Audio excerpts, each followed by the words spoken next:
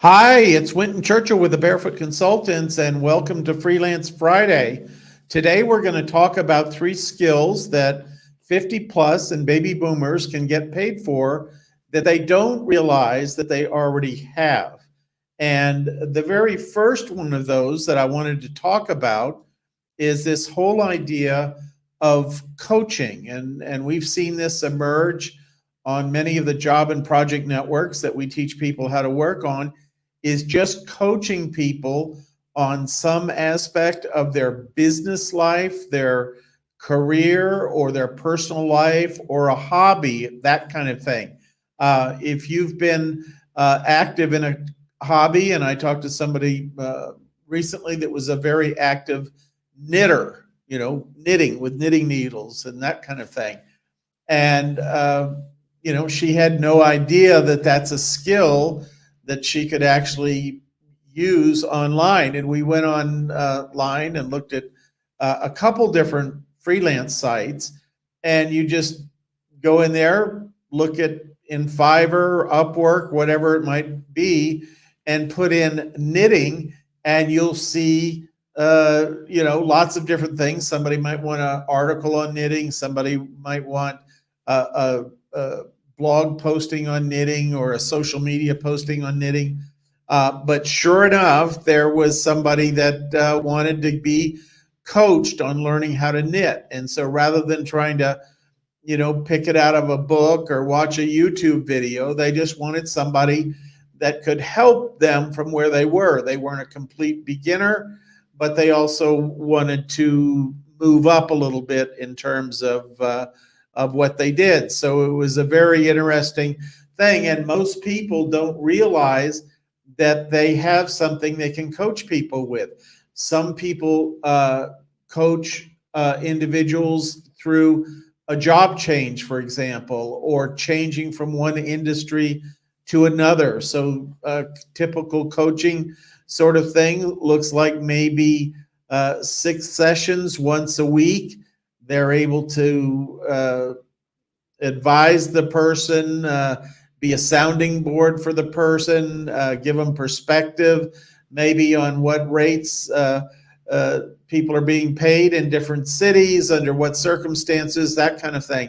So coaching is one of the really emerging areas where we now see lots of business associated with coaching. In fact, I'm going to look it up right here just to give you an idea. One second.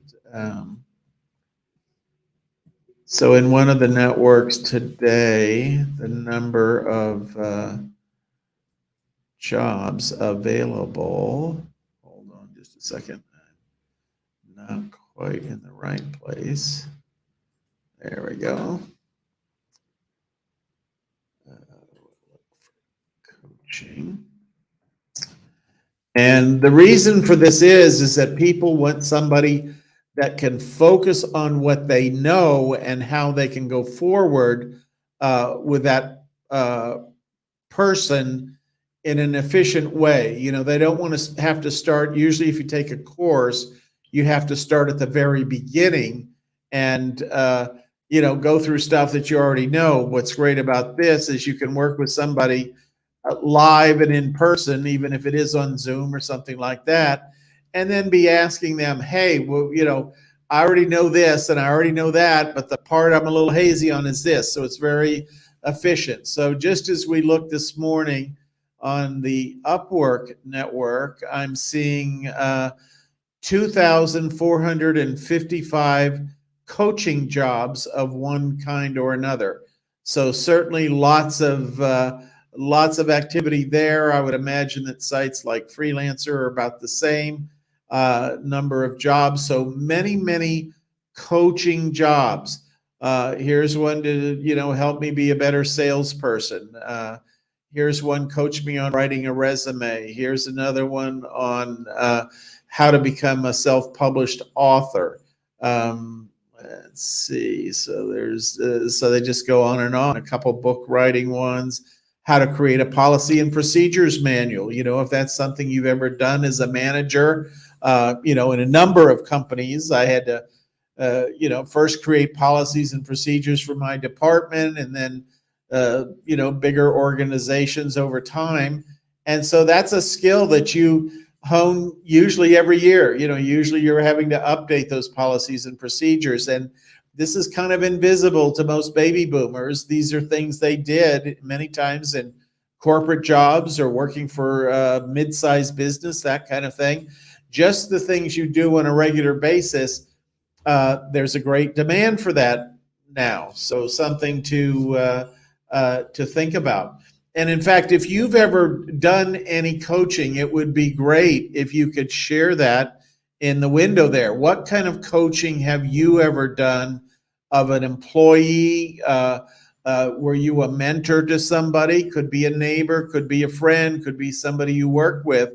I bet you've got some coaching in your background. So I challenge you to just drop in the chat window there whatever coaching it was that you did. I talked to one gentleman recently who is just retired from the banking business, and everybody in his extended family, every time they were going to get a loan, would call him up and talk to him and say, here's what I'm thinking. What should I be doing? I want to buy this house. I want to get a mortgage. I want to buy a new car, all that kind of stuff. And he would advise them on the best way to get their financing. And that coaching came from his career, the domain of knowledge that he, one of the many domains of knowledge that he had from working for 30 some years in the banking business. So lots of good advice to be had in that regard.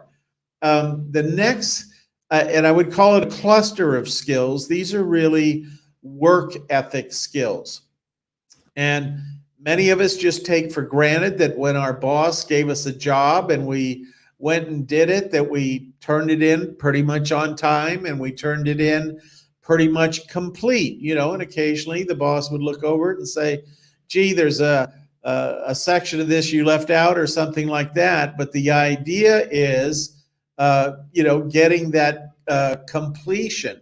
And that's not a given around the world. Many countries, there's not really that ethic to the development that it's usually done for us. And I'm seeing some good things. I can't see who it is, but I see, so CPR and first aid instructor at a local hospital. So you probably had, given that explanation many, many times of how to do it and what to do if this happens and what to do if that happens. And so if you go into these networks, you might see somebody that for whatever reason needs to learn CPR. I know it's a requirement of many jobs today. If you're, in healthcare or even in public places like movie theaters and stadiums and that kind of thing, there's always people available to deliver CPR. And so that's one of the things that pops up. And here's another good one, camp counselor.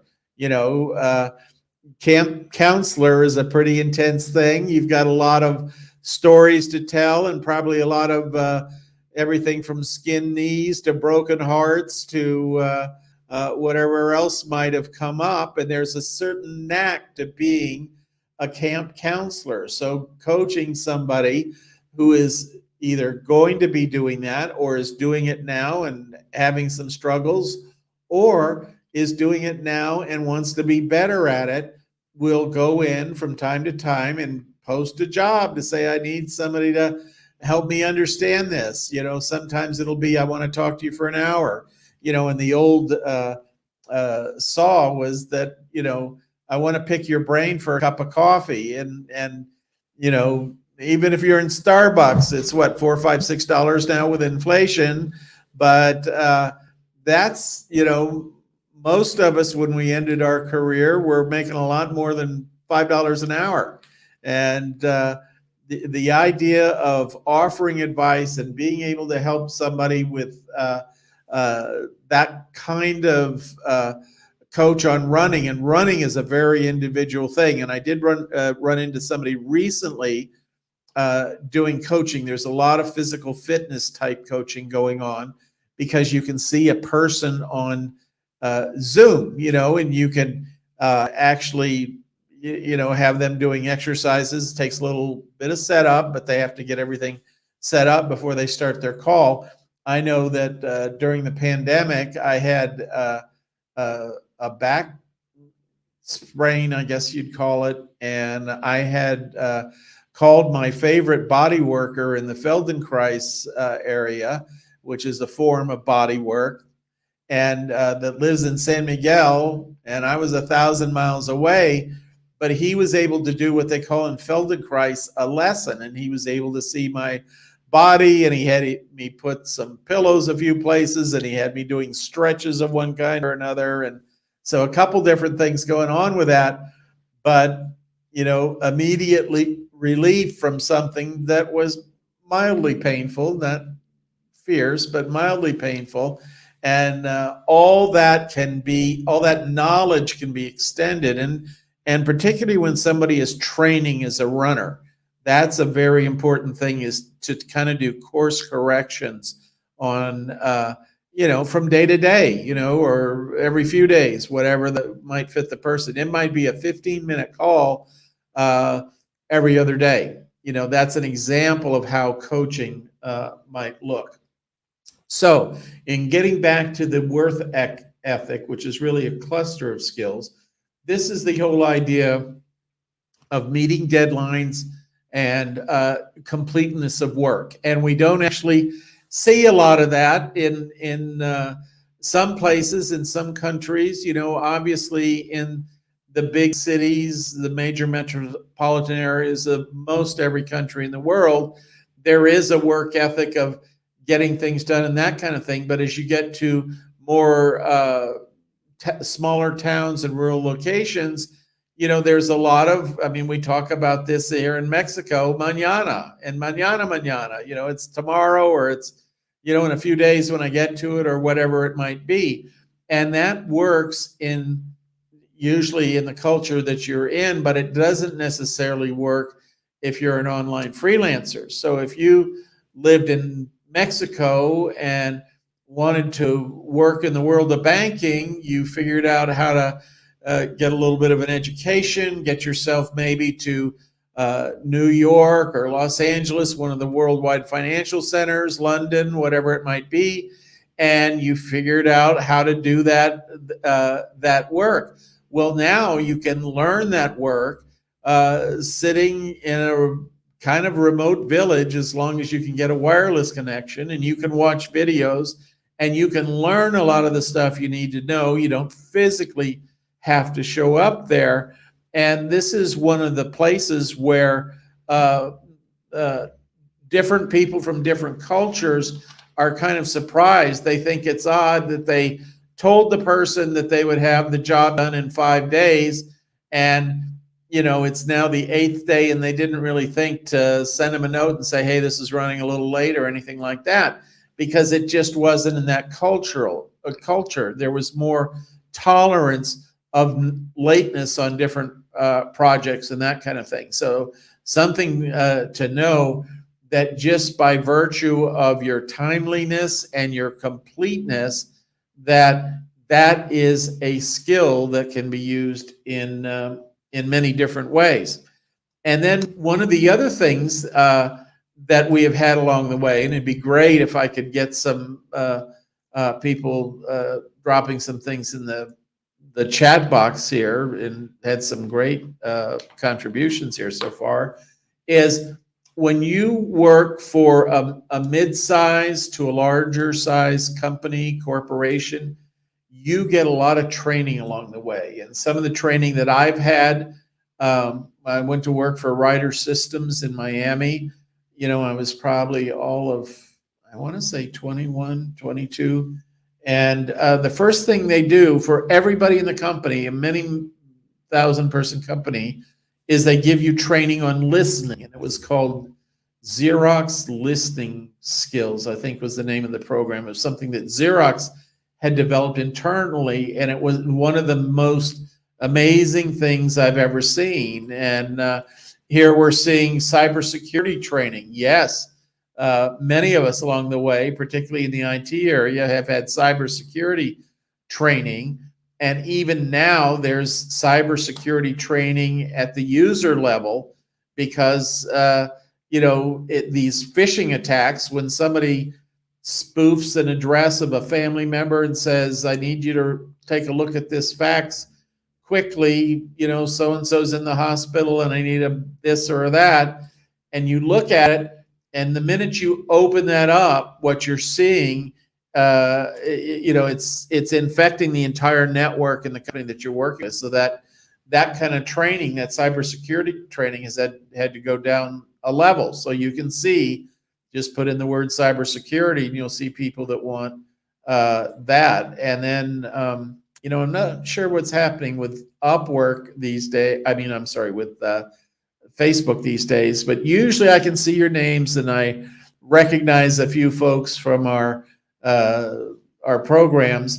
But this is another one. Sexual harassment obviously has been there continuously. I mean, I remember 35 years ago in Apple, that was a topic in HR. What do you do if you have a sexual harassment situation? How do you handle that? And of course, they've gotten a lot better at how do you handle it now, but that's a training that pretty much every employee, no matter where they're working, gets.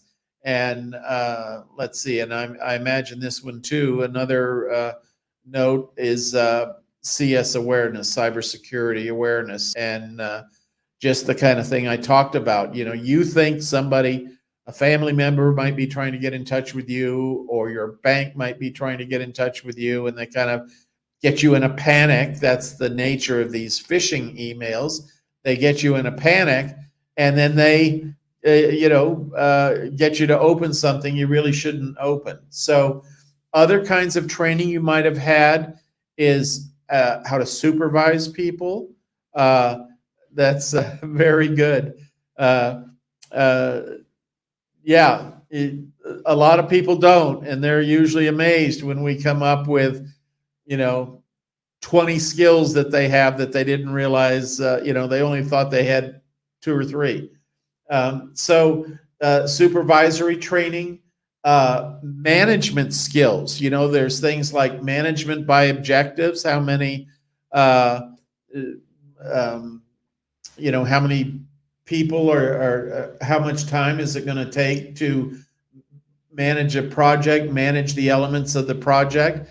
And here's a really good question. How long does it take to set up an Upwork profile?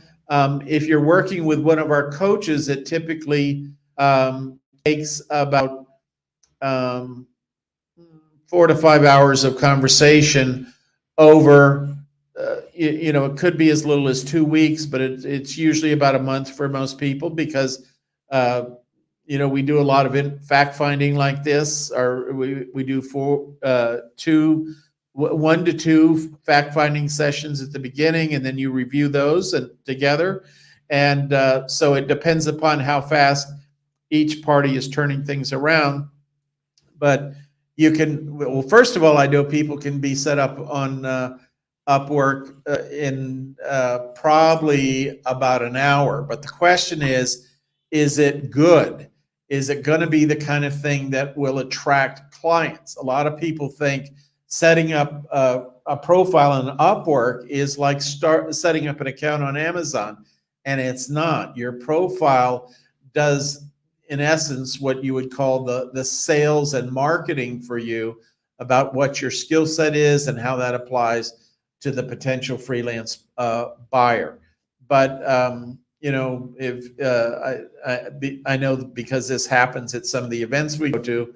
One coach in particular did a profile at basically one sitting with a client, and it took him about 3 hours to get a really nice profile posted. So it's kind of the back and forth that goes on, and what we find is once we produce some amount of information that stimulates thinking that, and then I did this other thing, and I completely forgot about this job that I had for 10 years in a completely different industry. But then they sort of tick that off, and there's a lot of good stuff that comes out of that.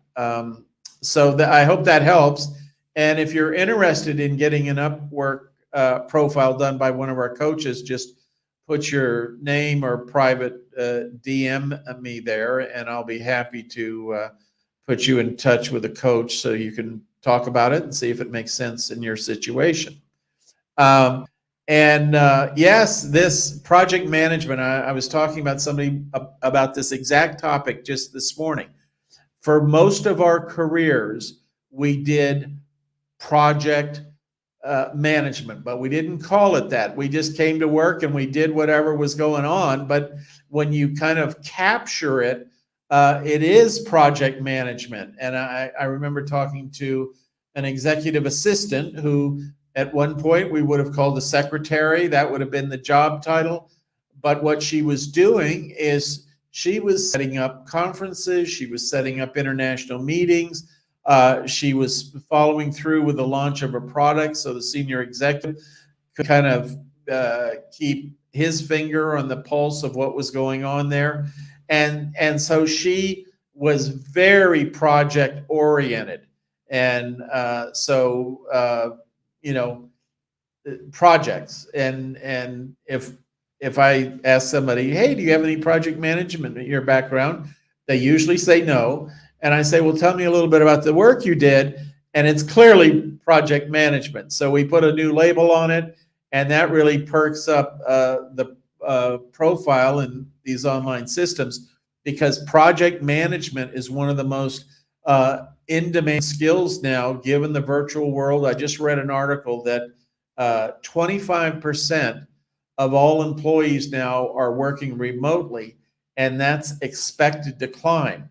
And so the project management task, when everybody came into the same building and you could talk to people and say, Charlie, you do this, and Sally, you do that, and Philomena, you go over here and get this information. It didn't feel necessarily like a project. But when you're working in a remote environment, you might be working on several different projects. And so it's much more important. The phrase is to stay in your swim lane. So that's what we're looking for. And so lots of relationship skills. I remember one company I worked for, they had a course on how to deal with difficult people. And those of you watching, you've had a number of those courses. So just jot down in the chat box there any sort of seminar you may have taken along the way that was interesting to you or you didn't really expect it. Yes, keep smiling. That's good. That is a skill. And I was speaking earlier this week with one of our members who is an American right now traveling in Germany. And she was talking about the different ways that she could know which language to use, because she's fluent in several languages.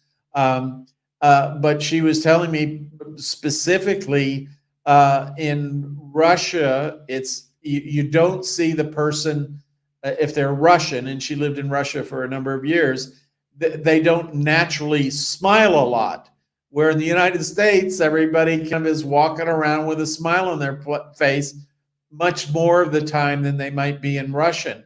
And even though she's an American, there was something that a Russian woman saw in her facial expression standing in line at the airport that made her think she spoke Russian. And she went up, obviously an American, but to most of us, but began speaking Russian.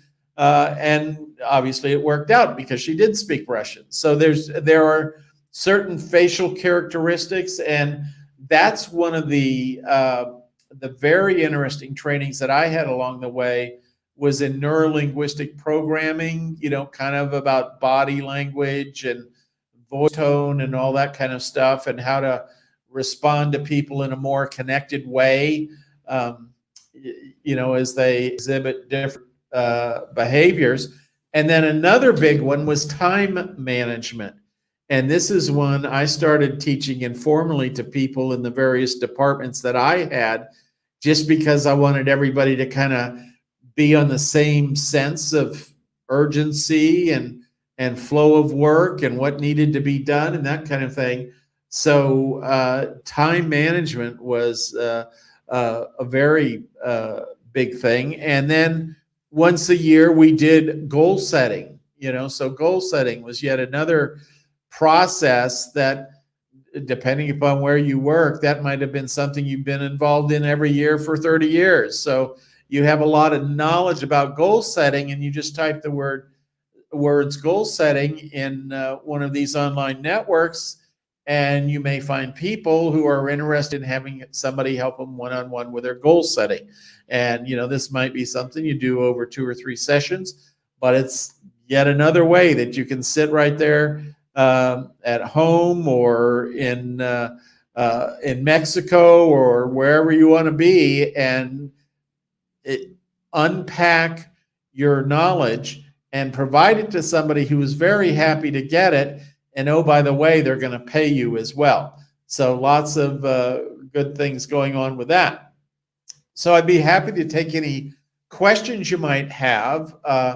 Just pop them in the chat window, and we'll be happy to do that. And for those of you members that are listening, I want to mention that one of the growing areas of online work is something called voiceover. And if you don't know what voiceover is, you've all heard it.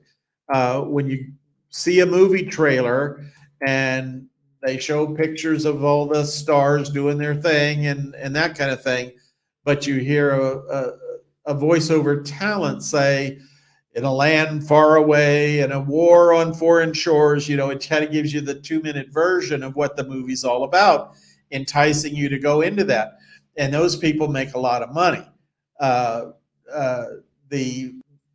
There are many other sort of voice-over opportunities out there for things from digital phone systems to what they call interactive voice response systems, to apps that are going on iPhones and that sort of thing.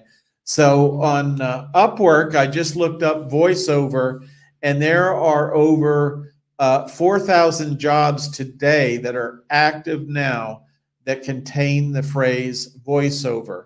And I know in our programs, there's a number of people that have talked to me about, well, how do I do voiceover and that sort of thing.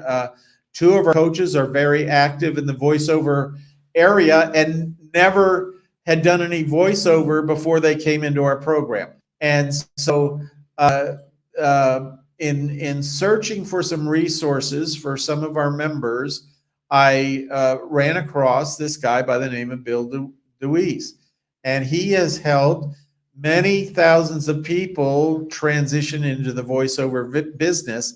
And this coming Tuesday night, he's going to be on our call and walking through this whole voiceover area. And even if you don't think you ever want to work as a voiceover person, some of the things he's going to talk about are applicable across the world of freelancing, how to engage clients and that kind of thing. So that's a very good opportunity to come up to speed for our members on that. So our regular Tuesday night call, all of you that are members of that call, it's a Zoom webinar. You'll be seeing Bill live. So it'll be a wonderful thing. Got somebody here who was a DJ in college. I was a DJ assistant in college, so I know from whence you speak. Have a great voice. Who would be the best person to speak with that? Let's see. Don Henderson is one of our coaches that's doing lots of voiceover work. So if you you can send me a direct message, and I will send you his email address so you can get in touch with him. And just tell him I said I talked to you on the Facebook Friday.